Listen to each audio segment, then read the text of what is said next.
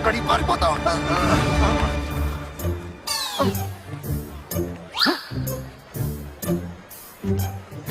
అయ్యో వాళ్ళ గురించి మనకెందుకు, మీరు తాగండి.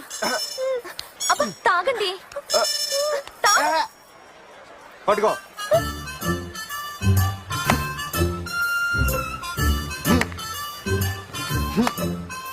చూసావా, నువ్వు ముందుకొచ్చినా నేను వెనక్కెళ్ళలేదు.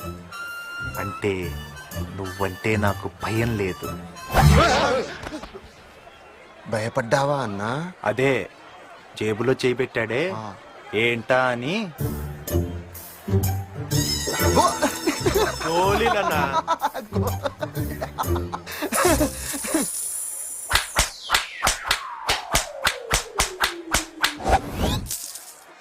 ఏదో జరిగింది. నన్ను కొట్టావా? అవును, నిన్ను కొట్టాడు.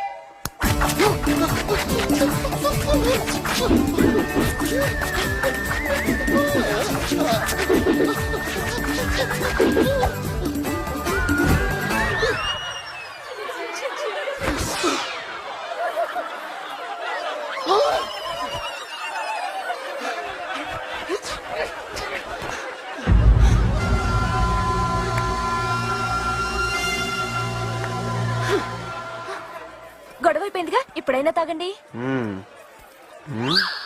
గ్లాస్ ఉంది, చెరుకు రసం ఇది. నేను తాగేసాగా.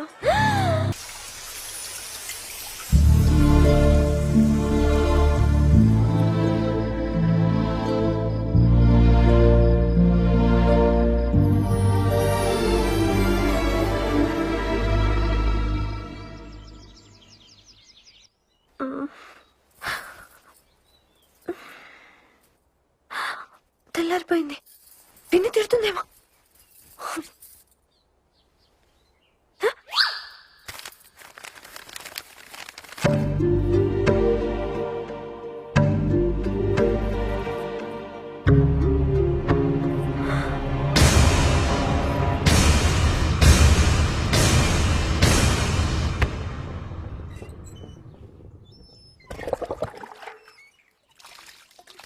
చంద్రకళకు మంచి సంబంధం చూశాను. నయా పైసా కట్నం ఇవ్వక్కర్లేదు. పెళ్లి ఖర్చులు కూడా వాళ్లవే. పేరు కనకారావు, ఊరు వాడరేయి. 10 ఏళ్లైంది భార్య పోయి.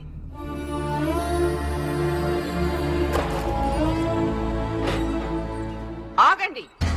వచ్చే నెల 10వ తారీఖు అతని షష్ఠి పూర్తట. పెళ్ళాం పక్కన లేకుండా షష్ఠి పూర్తి చేసుకోవడం అతనికి ఇష్టం లేదంట. అందుకే వెంటనే పెళ్లి చేసుకుంటానంటున్నాడు. కాంతం, చంద్రకళని 60 ఏళ్ల ముసలాడికి పెళ్లి చేస్తావా?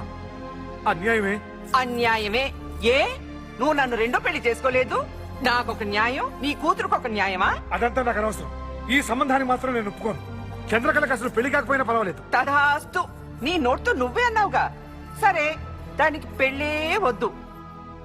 నాట్యం నేర్పు. ఏమిటి ఇంతవరకు రాని ఆలోచన ఇప్పుడొచ్చిందేంటా అనుకుంటున్నావా? అద్దెకున్న ఆ కుర్రోడు నీ కూతురుకు రాసిన ఉత్తరం. దీన్ని చూసే వరకు నా మొద్దుపురికి తట్టనే లేదు. చదువు. చంద్రకళ, నీ నరనరాల్లోనూ నాట్యం ప్రవహిస్తుంది. నేర్చుకోకుండానే నువ్వు ఇంత అద్భుతంగా ఆడేవంటే మీ నాన్నగారు లాంటి నాట్యాచార్యుడు తలుచుకుంటే నిన్ను నాట్యం మయూరిని చేయగలరు. నా మాట విని నాట్యం నేర్చుకో. నీ కూతురి నరనరాల్లోనూ నాట్యం ప్రవహిస్తుందంట. వాడి ముందు ఆడేదేదో ఆ రాజాగారి ముందు ఆడొచ్చుగా. ఆడదు.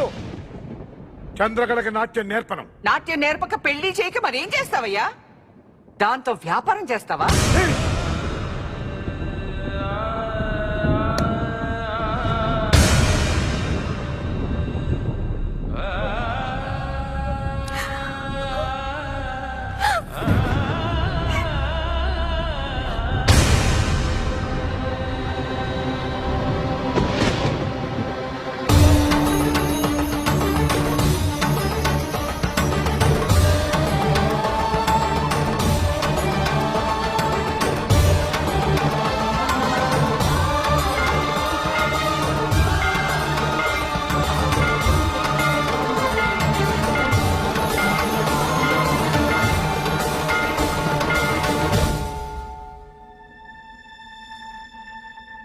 పరిష్కారం ఆయన చేతిలో లేదు, మీ చేతల్లో ఉంది.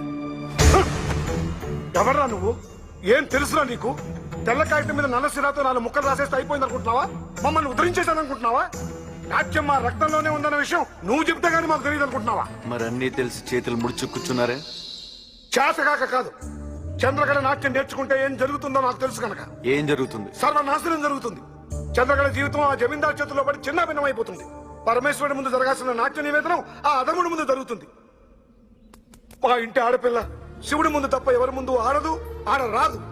అందుకే అలా జరగకూడదని 10 సంవత్సరాలు అహోరాత్రులు కష్టపడి నాట్యం నేర్చుకున్న నా బిడ్డ పౌర్ణమిని ఎక్కడున్నా గౌరవంగా బతికితే చాలని నేనే పంపించేశాను. తెలుసు.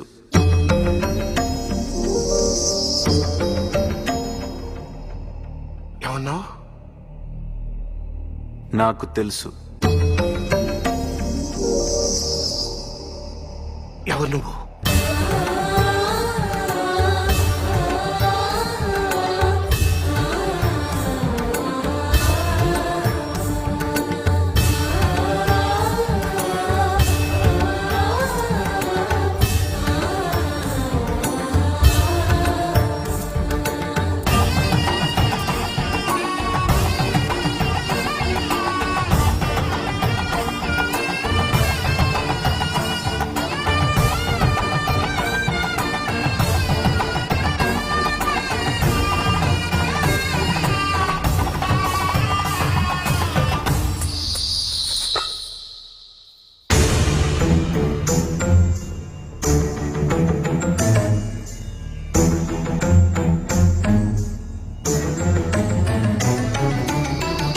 చంద్రకళ నాట్యం నేర్చుకుంటుంది.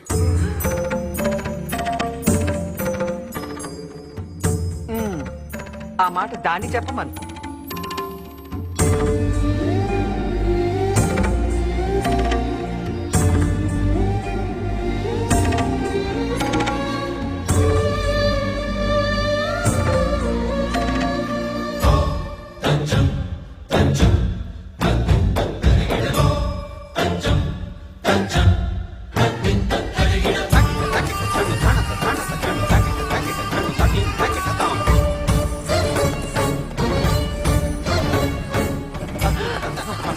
నా తల్లే, నా బొంగోటు కొండే, నీకెందుకు కష్టం? ఇటు నేను కడతానుగా.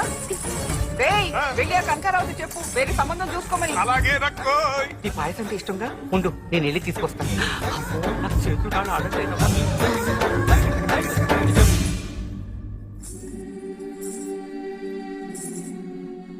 ఏంటి నాన్న, మీరే వద్దన్నారు, మీరే గజ్జగట్టమంటున్నారు. ఏమిటిదంతా? ఆ పరమశివుడే దారి చూపిస్తాడని చెప్పేవాడిని కదమ్మా. ఇప్పుడు దారి చూపించాడు. కానీ సమయం వచ్చినప్పుడు నీకే అర్థమవుతుంది. నాన్నగారు,